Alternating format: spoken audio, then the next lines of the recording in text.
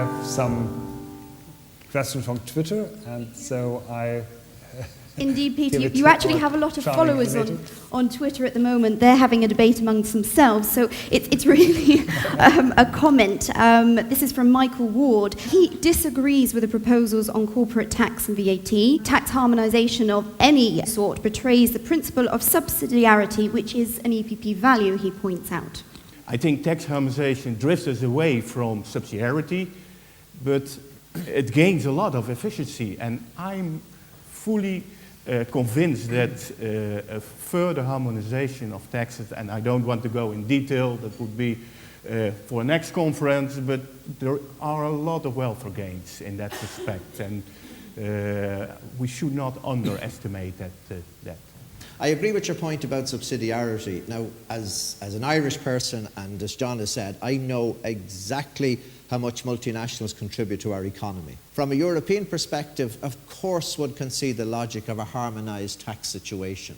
But from a country-by-country situation, there is no question but that our low tax rate is a significant determinant of investment. Now, of course, there may be costs associated with it in dealing with tax in other countries and so on. But just as with any liberalisation, there are gainers and losers. And it is beyond doubt that Ireland would be a loser from a harmonised tax rate at, say, 20% or 25%. Europe might be a gainer. Maybe lots of countries in Europe might be a gainer. But we would certainly be a loser. Now, having said that, I can see the absolute illogicality of that situation.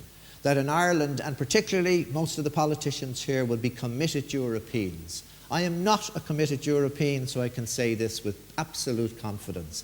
We are committed Europeans except where it comes to tax. That's illogical. It won't continue. It will eventually change, but the consequences for our economy are very significant. And then, of course, we're into what do we have as Europe? Do we have transfers of resources? Do we build up the capabilities of economies? Or do we say, well, too bad about Ireland, your tax rate is appropriate for you, but we don't like it from a European perspective, so therefore it has to go. That, in many ways, that would almost be a leave or stay issue in terms of the Irish economy. And it points out the problems in coming to a common position.